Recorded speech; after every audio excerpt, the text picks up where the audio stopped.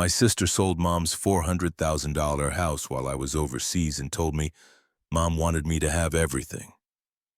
She thought the power of attorney made her untouchable. What she didn't know was that I had something that would destroy her plan. My name is Michael Barnes, and at 38 years old, I thought family was everything. As an Army captain deployed overseas, I trusted my younger sister Linda to care for our ailing mother while I served my country. I never imagined that my absence would give her the opportunity to orchestrate the most calculated betrayal I'd ever experienced. Our mother, Dorothy Barnes, had been battling lung cancer for 2 years when I received orders for an 18-month deployment to Afghanistan. Mom was 73, a retired elementary school teacher who'd raised Linda and me as a single parent after our father died when we were teenagers. Linda was 34, married with 2 kids and living in San Diego. When I got my deployment orders, she immediately volunteered to move back to Charleston to care for Mom during her treatment. It seemed like the perfect solution. Linda could handle the day-to-day needs while I served overseas. But from the beginning, something about Linda's messages felt different. At first, her updates were normal. Mom had a good day at chemo, or doctor says she's responding well. But gradually the tone shifted in ways that I couldn't quite identify at the time. Mom's been asking about you. Became, Mom's worried you care more about your career than her. Simple updates about medical appointments turned into lengthy messages about how difficult it was to manage everything alone. And increasingly, Linda would mention how grateful Mom was to have her there since you chose to leave.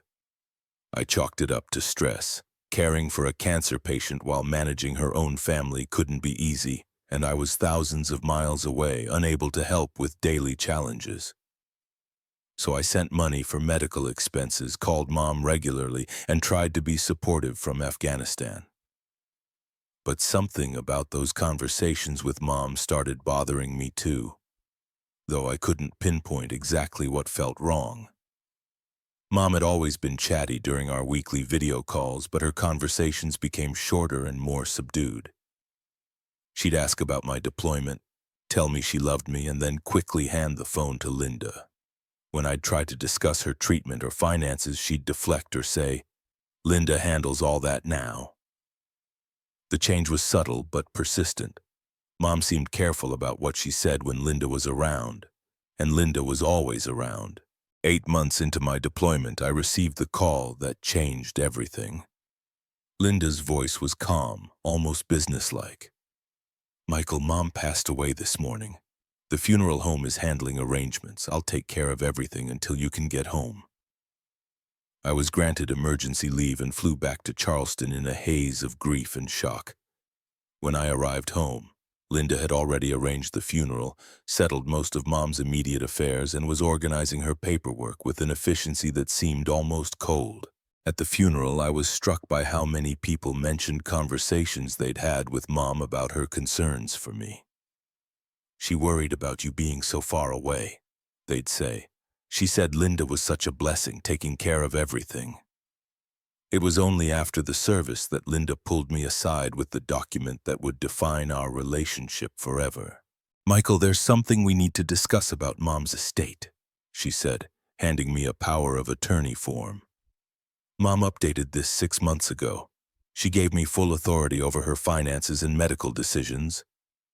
I stared at the document, which granted Linda comprehensive control over Mom's assets. It was dated 4 months into my deployment and properly notarized. She also updated her will. Linda continued, producing another document. "Everything goes to me. The house, her savings, her investments." She said she wanted me to have it because I was the one who was actually here for her. I felt like I'd been punched in the stomach. "Linda, this doesn't make sense. Mom always said she wanted us to share everything equally. We talked about this before I deployed." Linda's expression hardened slightly. That was before she realized how much work it would be to care for her alone. Mom changed her mind when she saw who was actually willing to sacrifice for her. The implication was clear. I'd chosen my military career over my dying mother, and this was the consequence. I spent the next 3 days going through Mom's house looking for any explanation for this dramatic change. What I found troubled me even more. Medical appointment records showed Linda accompanying Mom to every visit. Bank statements showed Linda's name progressively added to Mom's accounts. Even Mom's phone records showed almost no outgoing calls except to Linda's number.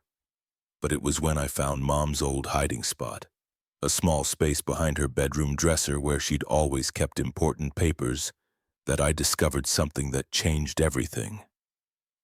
Hidden behind the dresser was a sealed envelope with my name on it, written in Mom's careful handwriting. Inside was a letter dated just 2 weeks before her death, along with copies of documents I'd never seen. "My dearest Michael," the letter began, "if you're reading this, then I'm gone and you've discovered what Linda has been doing. I need you to know the truth about these past months." My hands shook as I continued reading. "Linda has been pressuring me to change my will and give her power of attorney since shortly after you deployed.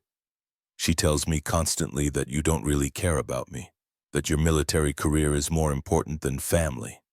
She's convinced me to stop calling you as often, saying it's not fair to burden you with my problems. She screens my calls and often tells me you're too busy to talk when you call. Michael, I want you to know that I never wanted to cut you out of my will. The power of attorney was supposed to be temporary just to help Linda manage my medical appointments. But she's used it to change my bank accounts and has been pushing me to update my will." The letter continued with details that made my blood run cold. Linda had been systematically isolating Mom from friends and family members, claiming they were too stressful for someone in her condition. She'd convinced Mom to stop attending church services and had gradually taken control of every aspect of her daily life. "Mom, you need to face reality," Linda's voice was saying. "Michael doesn't care about you anymore. When's the last time he called without me having to remind him? He's building his new life in the Army, and you're just a burden he has to deal with." "That's not true, honey," Mom replied, her voice weak but firm. "Michael calls every week. He sends money for my medications. He cares about me." "Mom, he calls because he feels guilty, not because he wants to. I'm the one changing your bedpans. I'm the one driving you to chemo. I'm the one who'll be here when you're dying." The recording continued with Linda systematically undermining Mom's confidence in my love and commitment, while positioning herself as the only person who truly cared. There were hours of these conversations, each one more manipulative than the last. But the recording that destroyed me was from just 3 weeks before Mom's death. Linda was pressuring her to sign an updated will. "Mom, if you don't update this will, Michael's going to put you in a nursing home when he gets back," Linda said. "He's already been asking questions about your expenses. He thinks you're costing too much money." "Michael would never do that," Mom protested weakly. "Mom, he's a career military man. His loyalty is to the Army, not to family. If you want to protect yourself, you need to make sure someone who actually loves you is in control." I could hear Mom crying on the recording, my strong, independent mother, reduced to tears by my sister's calculated cruelty. The final recording was made the day before Mom died. Her voice was barely a whisper. "Michael, if something happens to me, don't let Linda get away with this. The real will is in the safe deposit box at First National Bank. I love you, son. I'm sorry I wasn't strong enough to stop her." I sat in Mom's empty house, surrounded by the evidence of Linda's systematic manipulation and abuse, and felt a rage unlike anything I'd ever experienced. But alongside the anger was crystal clear understanding of what I needed to do. I called James Morrison, the family attorney who'd handled Mom's affairs for 20 years. When I explained what I'd discovered, his response was immediate. "Michael, what you're describing is elder abuse. The recordings are evidence of financial exploitation and emotional manipulation of a vulnerable adult. We need to contact the authorities immediately." I met with James the next morning and turned over all the evidence. Mom's letter, the recordings, copies of the original will, and documentation showing Linda's progressive control over Mom's finances. This is one of the clearest cases of elder abuse I've ever seen, he said. Your sister didn't just manipulate your mother financially, she psychologically tortured her. We immediately filed for an emergency injunction to freeze Mom's assets and prevent Linda from accessing proceeds from property sales. We also filed a formal complaint with Adult Protective Services and provided evidence to the district attorney's office. But I wanted Linda to understand exactly what she'd done before the legal system caught up with her. I called her that afternoon and asked to meet at Mom's house to discuss the estate settlement. Linda arrived an hour later carrying real estate documents and wearing the confident smile of someone who believed she'd executed the perfect plan. I've been recording our conversations, the letter continued, because I wanted proof of what's been happening. The recordings are in my old jewelry box behind the false bottom you helped me install when you were in high school. I rushed to Mom's jewelry box and found the hidden compartment exactly where I remembered it. Inside were 3 small digital recorders and a stack of micro SD cards, each labeled with dates spanning the past 6 months.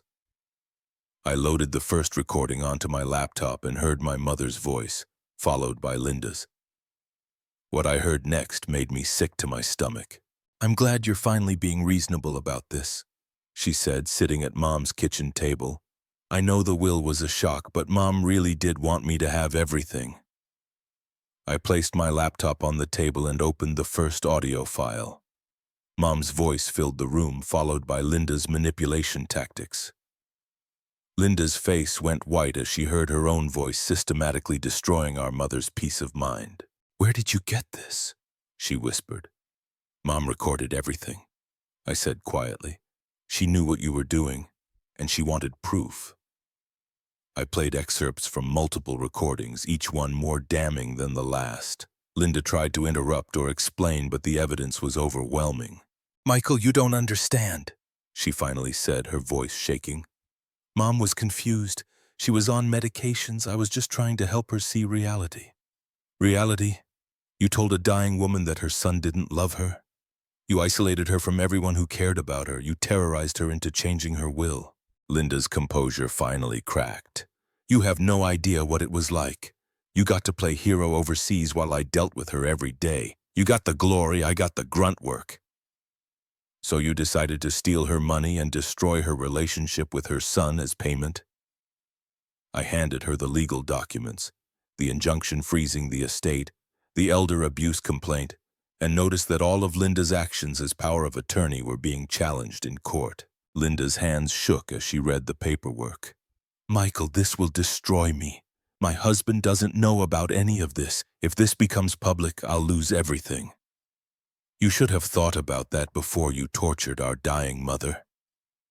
The legal process moved quickly. The power of attorney was invalidated due to proof of coercion. The will Linda had pressured Mom to sign was declared invalid. Mom's original will was located in her safe deposit box, splitting everything equally between Linda and me. But Linda's problems went beyond losing the inheritance. The district attorney filed charges for elder abuse, financial exploitation, and fraud. Linda's husband filed for divorce when the charges became public, also seeking full custody of their children. Linda was sentenced to 2 years in prison for elder abuse and financial exploitation. She served 18 months and was released on probation with required counseling.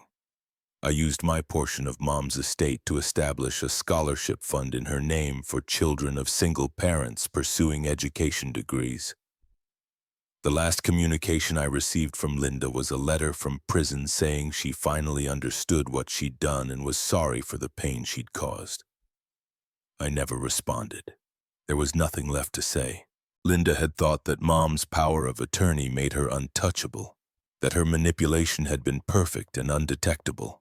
What she didn't know was that our mother was smarter and stronger than she'd given her credit for, and that even in her final weeks, Mom had been fighting back in the only way she could. Sometimes the most vulnerable people aren't as helpless as they appear. And sometimes the evidence you need to expose the truth is hidden in the last place your abuser would think to look.